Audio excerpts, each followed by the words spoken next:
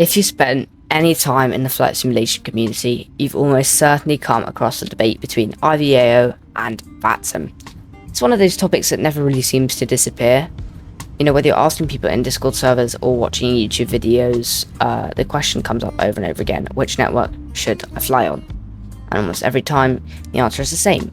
People recommend VATSIM, sometimes because people have never actually heard of IVAO. Before I started flying online myself, I expected that I'd end up on VATSIM as well. It has the largest community, it's the network you hear about the most, and it's generally considered the default choice for online flying.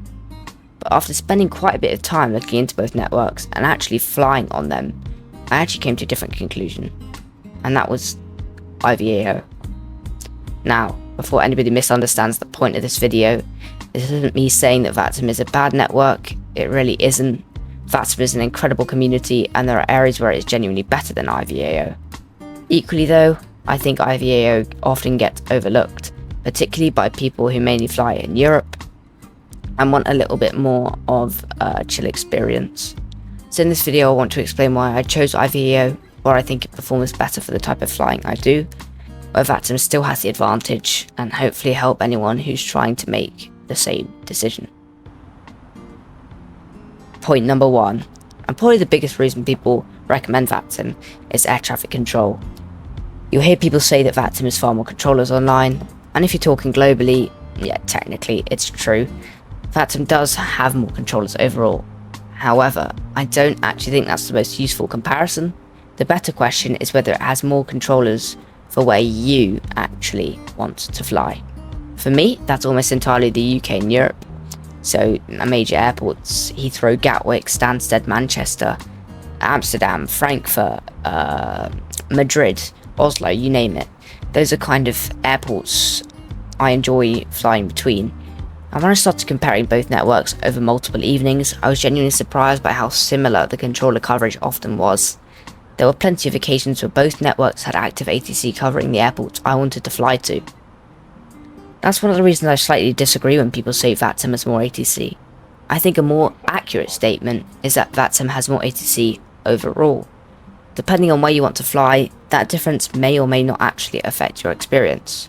For my own flying, I never felt like I was giving anything up by choosing IVAO.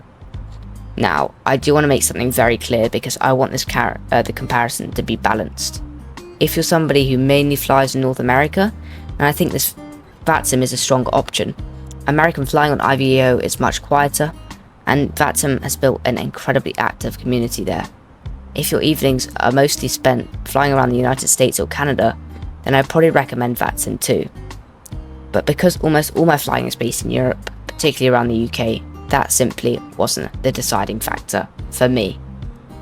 Reason 2.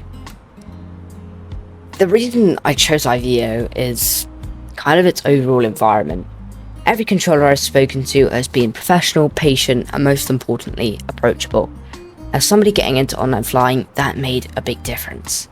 Speaking on the radio can be very intimidating at first, as a lot of you may know, and having controllers who are calm and helpful makes the experience much more enjoyable. Something else I notice is that there are plenty of experienced pilots flying on IVAO, and I actually see that as a positive rather than a negative. One of the quickest ways to improve in-flight simulation is simply by flying alongside people who know what they're doing. You begin to hear better radio phraseology, and you see good procedures being followed, and you naturally start improving your own flying without even thinking about it. It's a really good environment if your aim is to become a more confident and realistic virtual pilot. Another point that gets mentioned a lot is traffic. People often describe IVAO as being empty. And honestly, I don't think that's a very fair description. It is quieter than VATSIM. You know, it is. VATSIM has more active pilots online, and that's one of its biggest strengths. But there's a big difference between saying one network is busier and saying the other one has no traffic at all. In my experience, IVAO has still provided busy frequencies, controlled airports, realistic arrivals and departures, and plenty of aircraft around me. I've had holds, I've had plenty of queues for departures, and I've had flights where there have been multiple aircraft arriving at the same airport within seconds of each other. It still feels like an online network, and it's certainly not the empty sky that some people describe. The next reason is probably the most subjective one, and that is the community. Every community is made up of thousands of different people, so everyone's experience will naturally be different. But personally, I've really enjoyed the atmosphere on IVAO. It feels welcoming, professional, and genuinely enjoyable to fly on. That's not me saying VATSIM is a bad community, because I don't believe that for a second.